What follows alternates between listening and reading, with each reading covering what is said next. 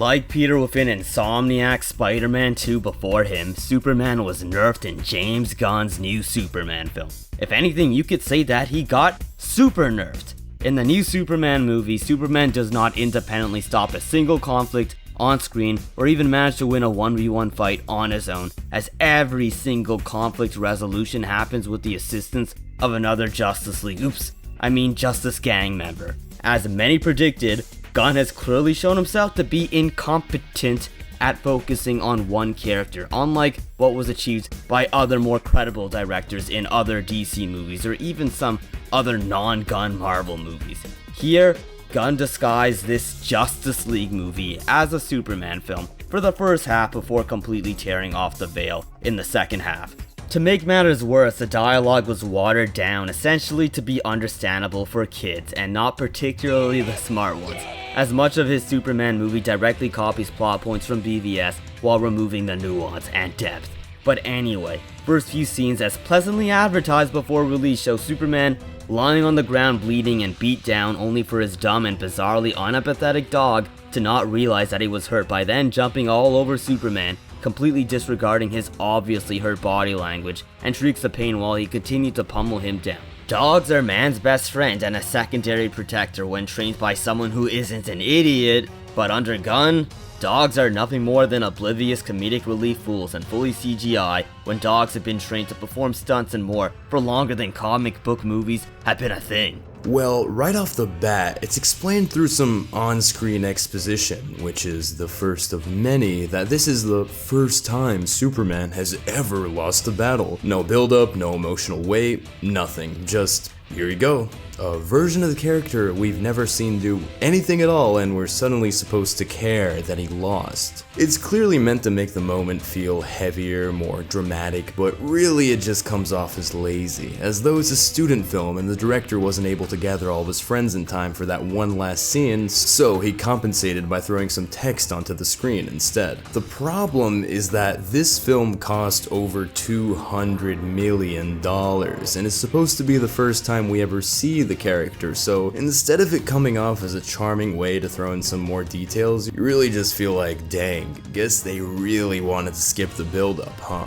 It's usually a shock when a superhero, let alone a Superman, gets beaten so brutally, so to see that right out of the gate kind of ruins any potential impact it might have had it happened later, after we'd actually gotten to know this version. But nope, now it's just, oh, I guess this Superman gets beat up a lot.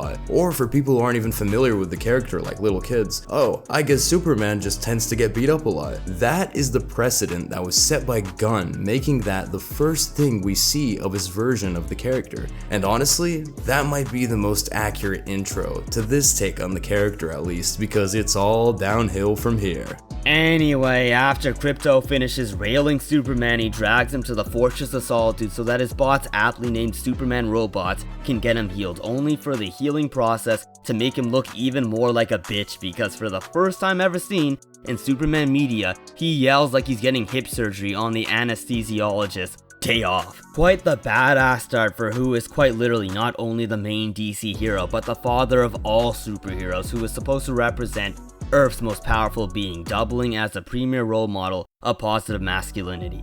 A bruised and bloody man screaming from the sun who can't even train a dog moderately like Heath Ledger's Joker could. That does not sound very super now, does it? After healing up, he loses again to the Hammer of Balvovia.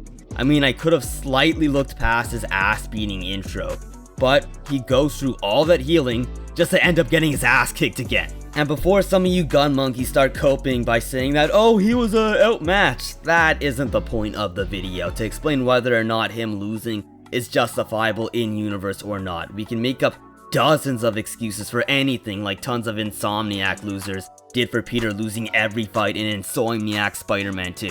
Because at the end of the day, it's fiction. It's the fact that they were written to lose so many times itself, which is a spiteful disservice to the character, which is likely deliberate. Anyway, next scene against the giant kaiju is dedicated to deliberately spite Zack Snyder DC fans by showing him save people, which Snyder Superman totally didn't do when he saved a bunch of giga working class men from a burning oil rig in one of his first scenes at that. countless military soldiers in the middle of Superman fighting 2 Kryptonians, along with an entire montage of countless plenty saves shown in BVS, along with Superman killing the last member of his kind when he snapped Zod's neck to save a family, as it was the only way to stop Zod since Kryptonian weaknesses like kryptonite had not been discovered yet, which meant jail wasn't an option for someone hell-bent on destroying humankind. But I guess people influenced by YouTubers thought collateral damage counted as not saving people, as if he wasn't busy fighting a warrior general with the exact same power set, strength, and speed as him, as he was trying to kill him while causing as much collateral damage as possible. But anyway, that debunking of common gun monkey talking points aside, the amount of saves Superman has versus a kaiju, including a squirrel, was so much of a main focus that they forgot to have Superman beat it himself, or get it out of the area himself at the very least, which is what he wanted to do. Instead, he gets crushed by it until Mr. Terrific, with some assistance by the Justice Gang, show up to actually stop the monster for Superman. Another scene that stands out for all the wrong reasons involves some interdimensional creature terrorizing Metropolis. It's duking it out with the so-called Justice Gang while Clark and Lois are having a very important conversation, because sure, what better time for a heart-to-heart than during an apocalyptic sky battle? MCU humor, and if you don't like it then you hate fun, I guess? Or perhaps this is Gunn's way of having Subway Surfers at the bottom of the screen, however this time it's in the background with an alien, to try and hold on to his target audience's attention during an important scene. Superman is literally about to turn himself in, so naturally he just ignores the imminent danger, doesn't intervene, just sits there brooding and depressed while downtown gets reduced to rubble, which last I checked feels a bit antithetical to Superman's entire deal. The guy who's supposed to throw himself into danger for everyone else is now letting the sidekicks handle it while he sulks? Interesting choice. And honestly, we're all thinking the same thing, let's be honest here, no matter what side of the Superman spectrum you fall on, because it's a little hypocritical. Not even a little, a lot. Because Snyder's Superman got raked over the coals for causing collateral damage while, trying to stop an intergalactic space conqueror from destroying the planet. But this Superman? He just flat out ignores a threat to the city, and somehow no one bats an eye because it's played off for laughs. Fast forward a little bit and we get to the prison sequence. Clark ends up in some pocket dimension cell, and after having been entirely at Lex's mercy, who decides to spare him because the script said so, ultimately has to be broken out by Mr. Terrific and Kevin 11, Metamorpho. Not only does he not escape on his own, but he pretty much stands around, or in this case lies around, until Metamorpho has a change of heart and stops using his Kevin 11 powers on him, kryptonite. To be fair, the prison is in a pocket dimension, so I'll give the required teamwork a pass this one time, but it doesn't change the larger issue. This Superman never actually gets anything done on his own. He just sort of exists while other people move the plot forward around him for him. Not very super at all. Compass. Like. Yo. It's yours? Don't talk, I'm recording the next part. No? Next scene is him fighting the Engineer and Ultraman, which seems more decent since he's fighting in a 1v2, unlike Insomniac Spider-Man 2, where Peter only wins 2v1s with the help of Miles or the symbiote. But Superman isn't winning this fight, as the Engineer nearly kills him by having nanites go into his throat, even though he could have sworn Superman doesn't need to breathe, as shown by him being in space in most adaptations. But away he flies up to space to free himself, where I assumed he was going to do something more badass, like flying into the sun to burn the nanites out of him. But he gets stopped by Ultraman and the Engineer, who can fly as fast as him apparently, and he falls down to Earth, where Engineer somehow only gets knocked out by the fall that started near Earth's atmosphere. They really wanted to feed the no-kill rule boss with that one, huh? But anyway, her getting knocked out somehow stopped the nanites from doing their job and suffocating Superman, when I assume those things could operate independently, given Lex's crew monitoring them. But I guess Superman accidentally saved himself, or scraped by, and it's this moment here that is probably the most impressive feat he had in the entire movie, briefly fighting a 1v2 against Ultraman and a non-Kryptonian and using his brain to barely scrape by to avoid suffocating. Later he fights Ultraman, who is revealed to be the Hammer of Balrovia and a clone of Superman, who's more dumb, somehow. Superman is losing the fight to Ultraman and is about to die to him before his dog comes in to save him, and then the dog destroys the hover cameras that Lex Luthor is using to monitor and order Ultraman, which means Ultraman can't take advantage of Lex Luthor's knowledge of knowing Superman's every move, since he studied him for years, which is bluntly told to the audience by some guy and girl working for Lex in the same room as him discussing it, as if they wouldn't already know that via working under Lex for a decent period of time. Just one of the many exposition dumps in this film where they explain things to the audience that are so jarring that it sometimes even gives Dora the Explorer a run for her money. But anyway, after the cameras were destroyed by Super CG Dog, it was at this point I was actually ready for Superman to clutch up and finally be a badass by kicking Ultraman's ass, which he does for a few hits, but it's only a few minutes later that he ends up losing to Ultraman anyway. It's giving me more Spider-Man 2 flashbacks, where Spider-Man gets the anti-Venom suit, which works wonders against the symbiotes, only for him to still get folded by Venom in 1v1 still. But anyway, Superman technically eventually manages to beat a dumb Lexless Ultraman, but it's by a bus ex machina, where Superman is getting his ass beat and a random bus falls out of nowhere, and Superman flips Ultraman over so that it hits him and somehow manages to trap Superman's literal clone with his own strength and speed for a few seconds, long enough for him to fall into a portal and get trapped into another dimension. Once again, this doesn't really constitute as a 1v1 win, and it's just Superman barely scraping by. Hell, a clone of a Kryptonian that could stop buildings from falling, getting trapped in a vehicle for anything more than 1 second or two, is even more far-fetched than a hero who can stop trains getting pinned under a fridge for 12 seconds. Other than that scene of him fighting a bunch of Power Armor Lex minions by lasering them, this is as impressive as Superman gets in this movie. Now sure, the Insomniac Spider-Man bot-esque shill channels will come up with some loose as hell excuse like Superman being more weak due to kryptonite exposure that would take 1 day or 2 to recover from, which the film admittedly stated, which is a better reason than Spider-Man being so tired that a basic human like ugly MJ has faster reaction time than a hero who dodges lightning. But still, similar to the Ridden for Cuck losers in Insomniac Spider-Man 2, you're still left with a story where the writer decided to write in such a way where the main hero doesn't really get a 1v1 win or resolve any conflicts on his own.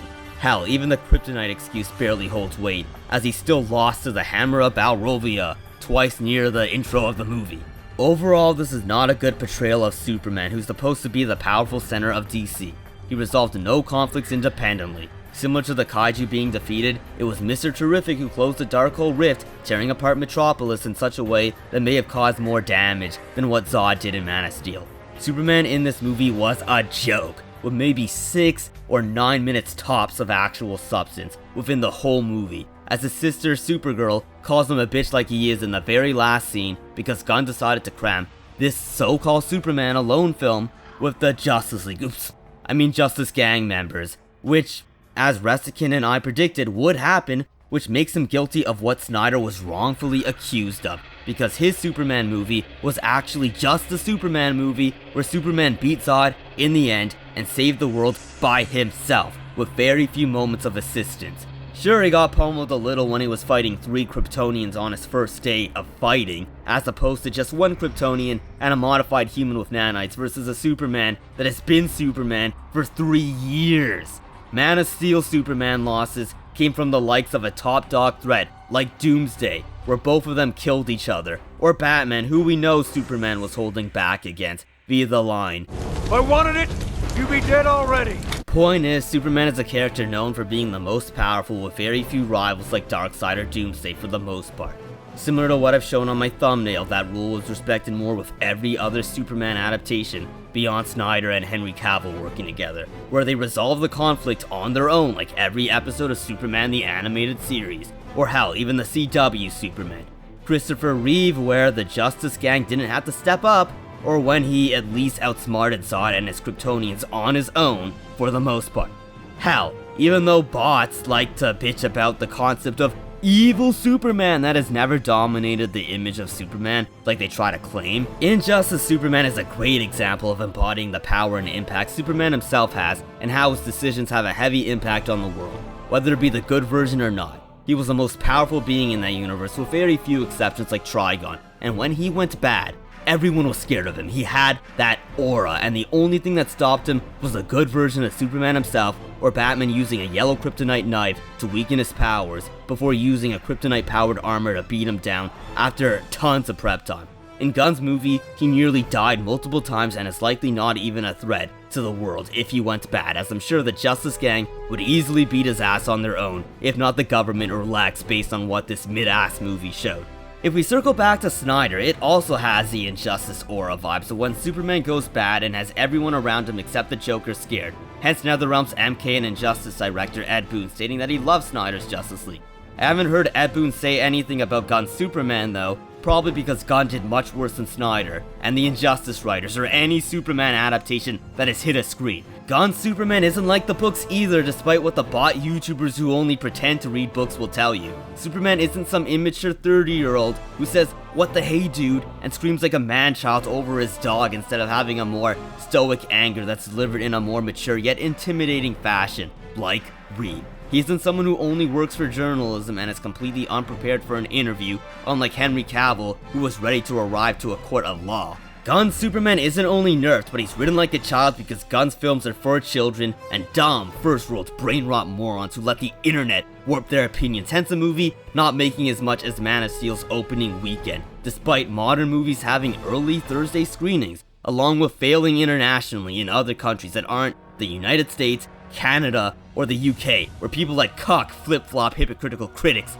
like Memento and Cosmonaut and various other critics form their bot opinions for them, even if it's hypocritical and self-contradicting. But hey, Gunn's Superman movie that made less than Man of Steel's opening weekend, and likely won't even beat Man of Steel overall even without inflation, at least proves that these rubbish websites like Rotten Tomatoes and bot YouTubers and their comments were just a vocal minority, chronically online hive that does not represent the general public. But anyway, we'll see if we get response videos. I can't refute these points as they end up cutting up our videos into random pieces and randomly trying to call us various random labels, like what happened when up to 5 bigger channels got onto our ass when we tore into Insomniac Spider-Man 2 in an objective fashion, as if James Gunn, who they love or tolerate, isn't someone who is on record to have hosted PDF file themed parties along with a bunch of nasty tweets we can't read out. But hey, this is the same guy people will defend and chill for and look past as they try to cancel various others, such as my small ass sitting a little above 1k subs. But anyway, for those rare online few who think for themselves, thanks for watching and join the Discord server to interact with mature, critical thinking minds.